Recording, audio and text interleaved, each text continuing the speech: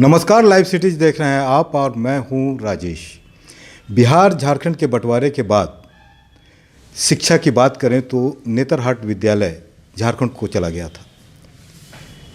बिहार में उस स्तर का कोई शैक्षणिक संस्थान नहीं रहा था जिसको लेकर बराबर चर्चाएं हो रही थी। झाझा का क्षेत्र है, बिहार में झाझा का क्षेत्र है, जमुई ज़िले में झाझा पड़ता है और झाझा में ही सिमुलतला पड़ता है। सिमुलतला में आवासीय विद्यालय की स्थापना 2010 में हुई थी। जो स्थानीय विधायक थे उस वक्त झाझा से, दामोदर रावत, उन्होंने काफ़ी प्रयास किया था। इस वक्त मौजूद हैं हमारे साथ दामोदर रावत। हम बात करते हैं कि क्या उस वक्त हुआ था और कैसे विद्यालय यहाँ आया। बीच में बहुत चर्चा में रहा यह विद्यालय, टॉपरों की फैक्ट्री कहा गया, सपनों का जो संस्थान रहता है वो कहा गया और उसके बाद काफ़ी कुछ रिजल्ट भी आए।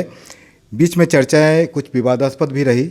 बात करते हैं, क्या कुछ बताते हैं क्या सर, सिमुलतला आवासीय का क्या ये है? सिमुलतला आवासीय विद्यालय का शुभारंभ माननीय मुख्यमंत्री जी ने 2010 में अगस्त महीने में किया था और उस समय से यह विद्यालय सिमुलतला में चल रहा है। आपको पता होगा कि सिमुलतला आवासीय विद्यालय जब शुरू किया गया था तो वहाँ जो कोठियाँ थी उसको भाड़े पर लेकर तत्काल उस विद्यालय को शुरू किया गया था। लेकिन आपको यह मैं बताना चाहता हूँ कि माननीय मुख्यमंत्री जी के नेतृत्व में, माननीय शिक्षा मंत्री के नेतृत्व में सिमुलतला में सिमुलतला विद्यालय का निर्माण का कार्य प्रारंभ हो गया है। 68 करोड़। उस वक्त सर कहा जा रहा है कि गौतम आवासीय विद्यालय नाम हुआ करता था शुरू में। पहली बार जब बिहार की सरकार ने सैद्धांतिक रूप से सहमति दी थी तो सिमुलतला में गौतम आवासीय बालक विद्यालय की शुरुआत करने की बात हुई थी और लड़कियों के लिए मैत्रेयी बालिका विद्यालय रोहतास में शुरू करने की बात थी। लेकिन जब बिहार में माननीय मुख्यमंत्री नीतीश कुमार जी के नेतृत्व में सरकार बनी, अनेक बार मैंने उनसे आग्रह किया। उन्होंने कहा कि दोनों विद्यालय सिमुलतला में खुलेगा। माननीय मुख्यमंत्री जी ने कहा, मैं सिमुलतला को व्यक्तिगत रूप से जानता हूँ, सिमुलतला में लड़का और लड़की दोनों का विद्यालय खुलेगा। और उन्होंने 9 अगस्त 2010 को दोनों विद्यालय वहाँ प्रारंभ कराया। इसके लिए उन्हें धन्यवाद हम लोगों ने उस समय भी दिया था, आज भी दिए हैं।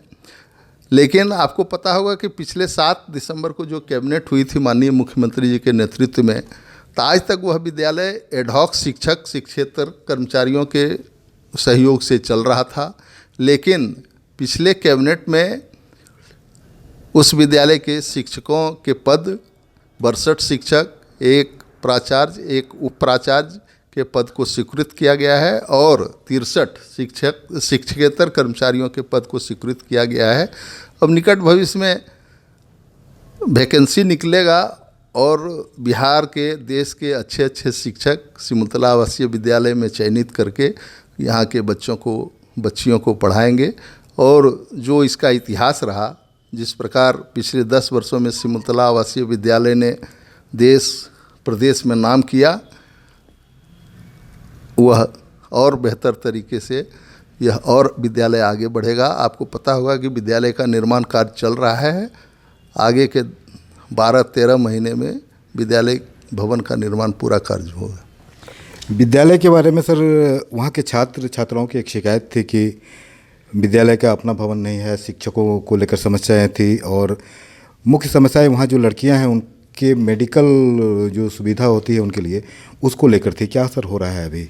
देखिए, मेडिकल के क्षेत्र में भी हमारी सरकार काम कर रही है और आपको पता होगा कि सिमुलतला में भी एक एडिशनल पीएससी का यूनिट है और वह फंक्शन भी कर रहा है। हमने विद्यालय में जाकर देखा था। अगर विद्यालय में ज़मीन उपलब्ध कराया जाता है या फिर विद्यालय के कैंपस के आसपास ज़मीन उपलब्ध होता है तो हम लोग जो अस्पताल वहाँ बनना है उसको हम लोग उससे जोड़ने का प्रयास करेंगे। और जब एडिशनल पीएससी वहाँ निर्मित हो जाएगा, जो अभी चल भी रहा है अपने भवन में, तो निश्चित रूप से वहाँ स्वास्थ्य की भी सुविधा उपलब्ध हो सकेगी और सरकार इस क्षेत्र में भी लगी हुई है। क्या बजट सर, बजट के बारे में जैसा बता रहे थे कि राशि की बात कुछ कह रहे थे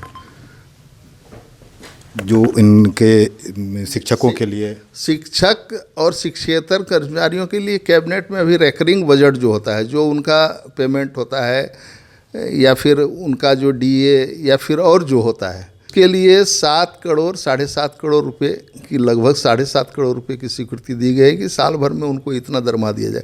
वह तो आगे बढ़ता रहेगा, घटता रहेगा, लेकिन अभी तत्काल 7 करोड़ 30 लाख रुपए की स्वीकृति दी गई। कितने दिनों में सर ये काम हो जाना है? देखिए, बिल्डिंग तो 15 महीना टाइम है। जो विद्यालय भवन का निर्माण जो एजेंसी कर रही है, बहुत तेज़ी से वह काम कर रहे हैं और हम समझते हैं 15-17 महीने में वह बिल्डिंग हैंडओवर होगा उस विद्यालय को। और शिक्षकों की जहाँ तक नियुक्ति की बात है, सरकार सक्रिय है।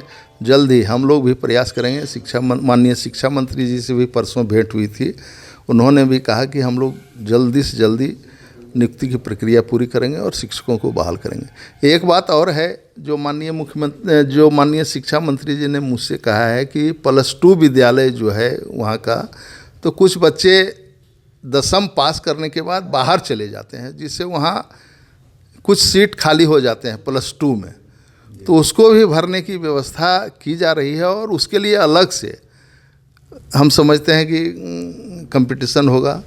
उसके बाद वह जो कमी है, जो बच्चे कम रह जाते हैं, उसको भी पूरा करने का प्रयास किया जा रहा है। धन्यवाद सर।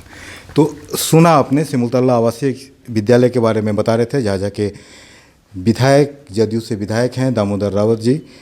बताया उन्होंने कि अब एक बड़ी बात भी उन्होंने साथ साथ कही है कि 10 जो +2 के इसमें क्लास में जो बच्चे कुछ सीटें खाली हो जाया करती थी, उसको अब उसके लिए अलग से वैकेंसी निकलेगी और अन्य छात्रों को भी मौका मिल सकेगा सिमुलतला आवासीय विद्यालय में परीक्षा होगी उसकी, और परीक्षा देकर वो इसमें फिर आ सकते हैं, विद्यालय में आ सकते हैं। विद्यालय का भवन तैयार हो रहा है, लगभग तैयार होने पर है। कुछ समय सीमा बनाई गई थी, 15 महीने की बात कही जा रही है। शिक्षकों को लेकर बताया जा रहा है कि अब शिक्षक जो पहले वहाँ पर कॉन्ट्रैक्ट पर हुआ करते थे, अब वहाँ पर परमानेंट शिक्षक होंगे, प्रचार्य होंगे, माने पूरी टीम होगी शिक्षा को लेकर। और सिमुलतला विद्यालय और भी आगे नाम रोशन करेगा और छात्र छात्राओं को वहाँ और अधिक सुविधाएं मिलने वाली है। बने रहिए हमारे साथ, देखते रहिए लाइव सिटीज़। अगर अब तक आपने चैनल को सब्सक्राइब नहीं किया तो सब्सक्राइब कर लें। फेसबुक पर अगर आप वीडियो को देख रहे हैं तो पेज को जरूर लाइक कर दें। धन्यवाद।